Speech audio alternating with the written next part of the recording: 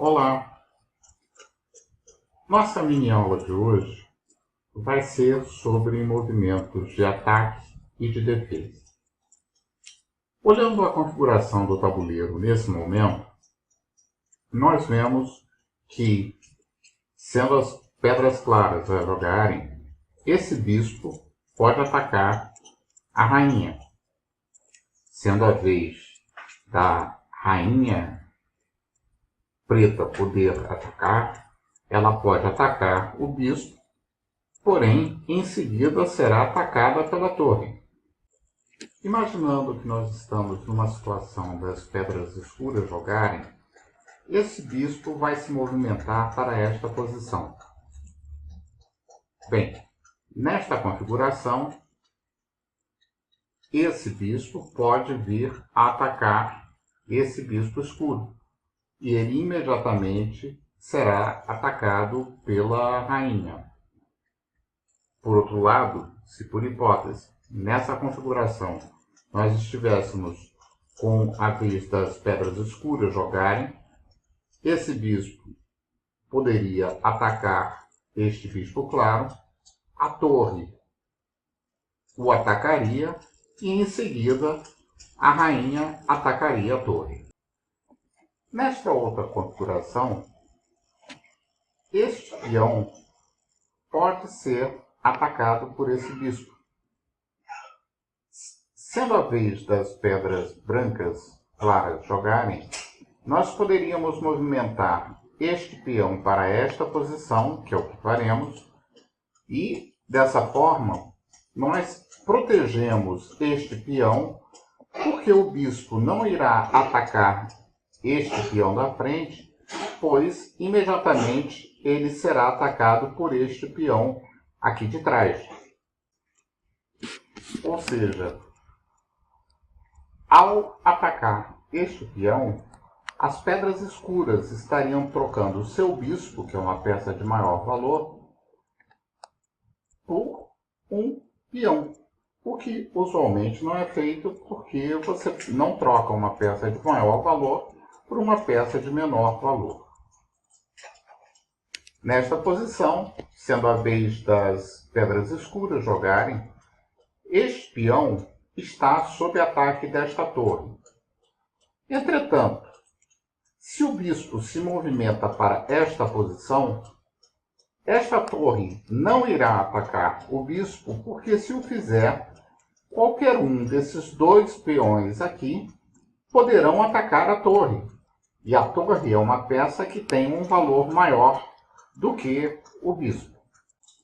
Nesta outra configuração, nós vemos que este cavalo claro está sob ataque da torre escura, assim como esta torre está sob ataque do bispo claro. Sendo a vez das pedras claras jogarem, é bem provável que o bispo venha a tomar a posição da torre. Voltando à posição anterior, sendo a vez das pedras escuras jogarem, é bem provável que esta torre fuja do ataque do bispo ao atacar esse cavalo, tomando a sua posição.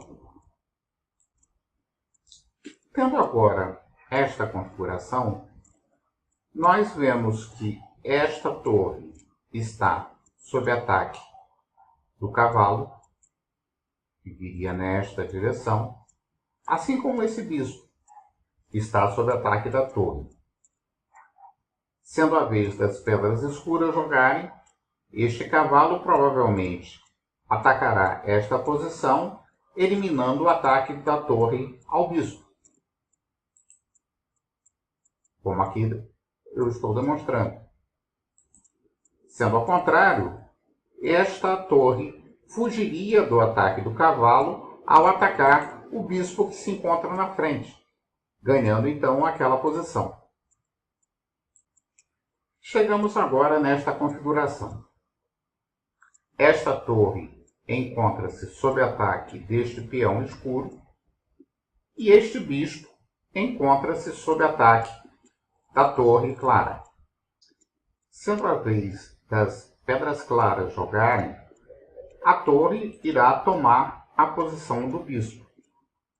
Por outro lado, sendo a vez das pedras escuras jogarem, aquele peão irá tomar a posição da torre. Vamos agora analisar esta configuração. Nós vemos que esta rainha escura está sob ataque desse bispo. Entretanto, ela está podendo atacar tanto esta torre, nessa diagonal, quanto esse bispo, nessa diagonal. Imaginando que a vez das pedras escuras jogarem, provavelmente esta rainha irá atacar esta torre, porque a torre é uma peça de maior valor e ela visa sempre atacar as peças de maior valor do adversário, jogando dessa forma. Porém, nada impediria que, por alguma outra razão, ela viesse a atacar o bispo que aqui se encontra.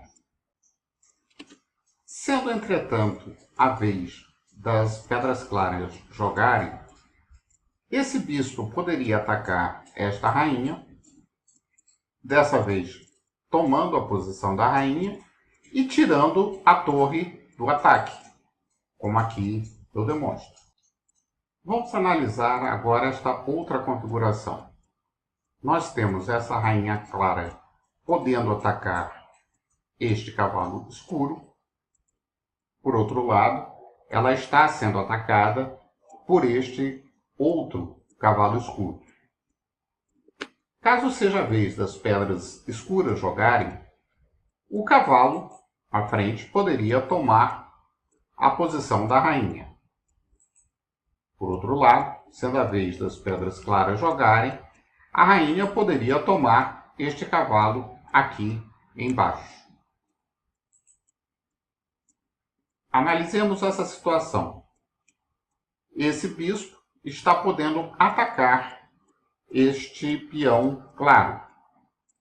Entretanto, as claras podem se defender avançando este outro peão.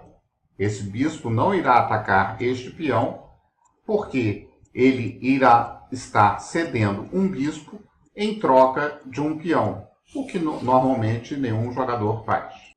Temos aqui uma situação onde este bispo claro está na mesma diagonal que este peão que se encontra desprotegido.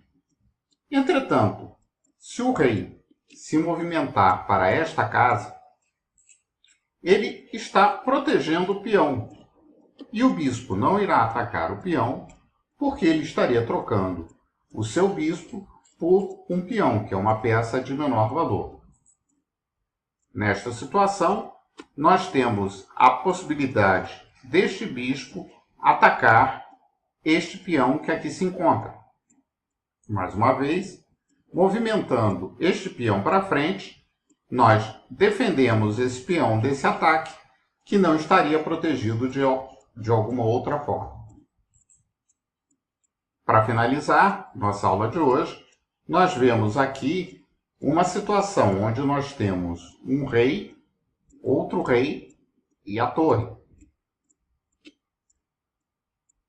Este rei, caso queira, ele não está sendo atacado por esta torre, mas pode, sem o menor problema, atacar essa posição, tomando a torre. Não estará realizando nenhuma jogada ilegal, pois não estará ficando numa posição ao lado deste rei claro. Agradeço a atenção e aguardo vocês na próxima aula.